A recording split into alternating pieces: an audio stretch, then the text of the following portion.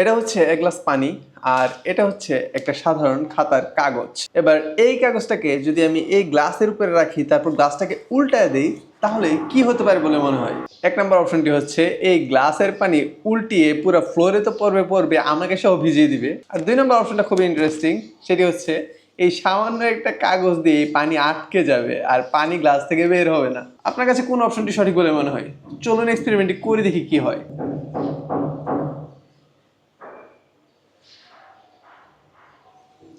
এই যে পুরো গ্লাসটা আমি উল্টায় দিছি, তারপর এখান থেকে এক ফোঁটা পানিও পড়তেছে না।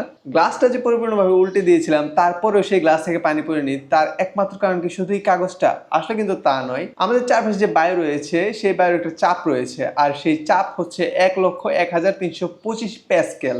আর এই পরিমাণ চাপ সে কাগজটাকে দিচ্ছিল, যার ফলে সেই চাপ ভেদ করে পানি আর বাইরে বের হতে পারছিল না। আর বায়ুমণ্ডলের এই 1,01,325 প্যাসকেল চাপ প্রতি সেন্টিমিটার স্কোয়ারে প্রায় 1 কেজি ওজনের সমান বল প্রয়োগ করতে পারে, যার সামনে এই পানির ওজন খুবই নগণ্য। আর এজন্য এত বড় চাপ ভেদ করে পানি এই কাগজ সহ বের হতে পারে নাই আমাদের গ্লাস থেকে। মজার ব্যাপার হচ্ছে এই বায়ুমণ্ডলের চাপ বা অ্যাটমসফিয়ারিক প্রেশার আমাদের শরীরেও বায়ুমণ্ডল দিচ্ছে, কিন্তু আমরা সেটা অনুভব করতে পারছি না, কারণ এর সমপরিমাণ চাপ আমাদের শরীর থেকেও বাইরে বের হচ্ছে, যার ফলে দুইটা সমান হয়ে যাচ্ছে।